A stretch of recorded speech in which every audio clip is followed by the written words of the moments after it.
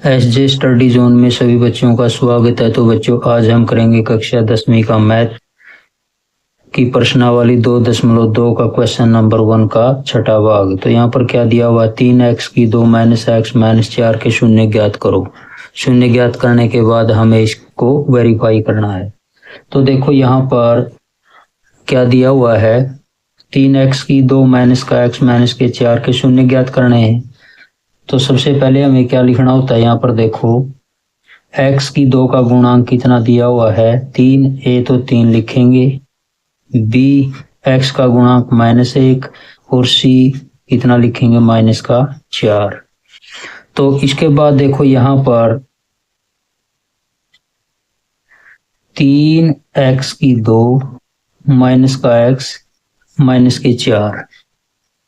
तो यहाँ पर x की 2 का गुणांक 3 है और अचर पद यहाँ पर -4 है। तो इन दोनों की हम गुणा करेंगे तो हमारा गुणनफल है जो गुणा कितनी आनी चाहिए, यहाँ पर 3x की 2 गुणा में -4।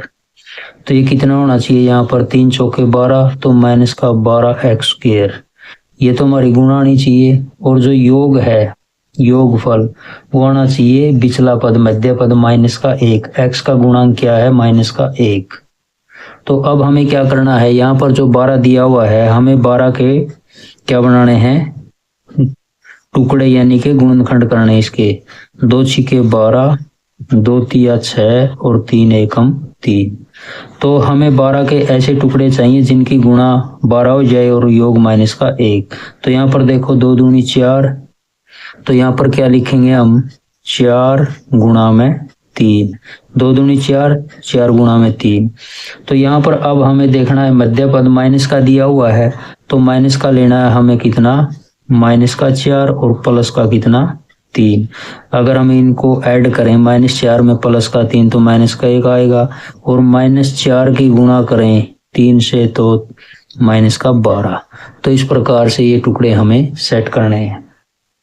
तो इसके बाद हम यहाँ पर लिखेंगे 3x की 2 माइनस का जो x दिया हुआ है इसका गुणांक 1 है। तो अब हमें क्या करना है, जो हमने यहाँ पर -4 और 3 जो ये टुकड़े लिए थे, अब हम ये लिखेंगे। तो यहाँ पर क्या लिखेंगे, -4x प्लस का 3x और -4। शून्य ज्ञात करने, इसको 0 के बराबर करेंगे।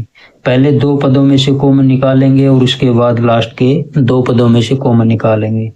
तो यहाँ पर देखो 3 और 4 में से कोई भी कॉमन नहीं है, x² और x में से कॉमन क्या आ जाएगा, x। तो यहाँ पर कितना बचेगा, 3x, x से x कैंसिल हो जाएगा, -4। इसके बाद इसी प्रकार यहाँ पर प्लस है तो प्लस लिखेंगे, 3x -4 में से कोई भी कॉमन नहीं, तो इसका कॉमन निकालेंगे 1।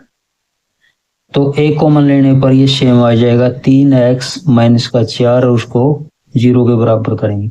तो यहाँ पर देखो ये दोनों ब्रैकेट सेम है यहाँ पर, तो इनमें से हमें एक कॉमन लेना है। तो 3x -4 और एक जो हमने कॉमन निकाला है यहाँ पर, इसको लिखेंगे x प्लस 1 और इसको करेंगे 0 के बराबर। अब देखो इसके बाद 3x -4, पहले इसको 0 के बराबर करेंगे तो कितना हो जाएगा, ये 3x -4 इस साइड में प्लस का 4 हो जाएगा, और x का मान कितना आएगा, 3 गुणा में इस साइड में भाग में हो जाएगा 4 का बटा 3। तो ये एक शून्य तो हमारा आ गया 4 का बटा 3। तो इसी प्रकार से अब हम क्या करेंगे, जो x प्लस 1 दिया हुआ है, अब हम इसको 0 के बराबर करेंगे। तो यहाँ पर लिखेंगे x प्लस 1 बराबर है 0 और x बराबर है प्लस का 1 इस साइड में -1 हो जाएगा। तो इस प्रकार से हमारे 2 शून्य का आ गए 4 बटा 3 और -1। इसको हम अल्फा लिख सकते हैं और इसको हम बीटा लिख सकते हैं, अल्फा बीटा। तो इस प्रकार से ये शून्य हमने ज्ञात कर लिए। इसके बाद अब हम क्या करेंगे, इसकी जांच करेंगे। तो जांच में हमें क्या करना होता है, देखो सबसे पहले अब हम क्या लिखेंगे यहाँ पर, तो यहाँ पर लिखेंगे जांच, यानी कि इसको वेरीफाई करेंगे। तो जांच में हमें क्या करना होता है, सबसे पहले लिखेंगे यहाँ पर शून्यों का योग, यानी कि अल्फा प्लस बीटा। इसका फॉर्मूला क्या होता है, माइनस बी का बटा ए।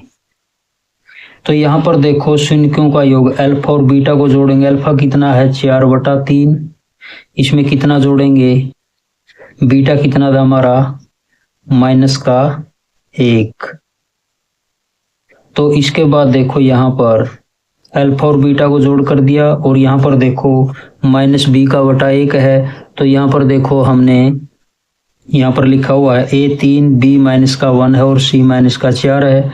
तो हमें यहाँ पर क्या लिखना है, b का मान कितना दिया हुआ है -1, तो इस प्रकार से ये माइनस लिखेंगे और माइनस का कितना लिखेंगे 1, और a कितना दिया हुआ है, a दिया हुआ है 3। तो इसके बाद देखो आगे क्या लिखेंगे, 4/3 और ये -1 है, तो इसका जो लघुत्तम में कितना एलसीएम 3 आएगा। तो यहाँ पर क्या लिखेंगे 4 और यहाँ पर 3 एकम 3। इसके बाद देखो यहाँ पर माइनस, फिर -1/3, इस प्रकार से। तो आगे क्या करेंगे, 4 में से 3 घटाएंगे, 1 बचेगा और नीचे कितना लिखेंगे 3। इसके बाद देखो ब्रैकेट से बाहर माइनस है, तो जब ब्रैकेट ओपन करेंगे खोलेंगे तो ये प्लस का हो जाएगा, तो 1/3। तो इस प्रकार से जो शून्यों का योगफल था हमारा यहाँ पर क्या हो गया, वेरीफाई हो गया। तो इसके बाद देखो अब हम क्या करेंगे, शून्यों का गुणनफल। तो शून्यों का गुणनफल में क्या लिखेंगे हम, यहाँ पर देखो शून्यों का गुणनफल,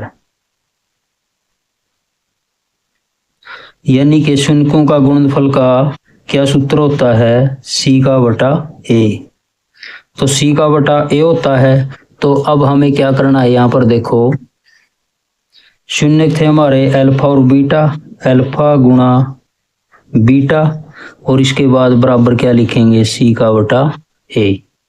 तो यहाँ पर देखो अल्फा हमारा कितना आया था 4/3, 4/3 की गुणा करेंगे, बीटा कितना था -1, और इसी प्रकार से यहाँ पर c का बटा a का मान रखेंगे। तो c कितना है यहाँ पर देखो -4, और a कितना दिया हुआ है यहाँ पर 3। तो इस प्रकार से इस साइड में हम 4 और -1 की गुणा करेंगे, -4, और नीचे कितना आ जाएगा 3, और उस साइड में कितना था -4/3।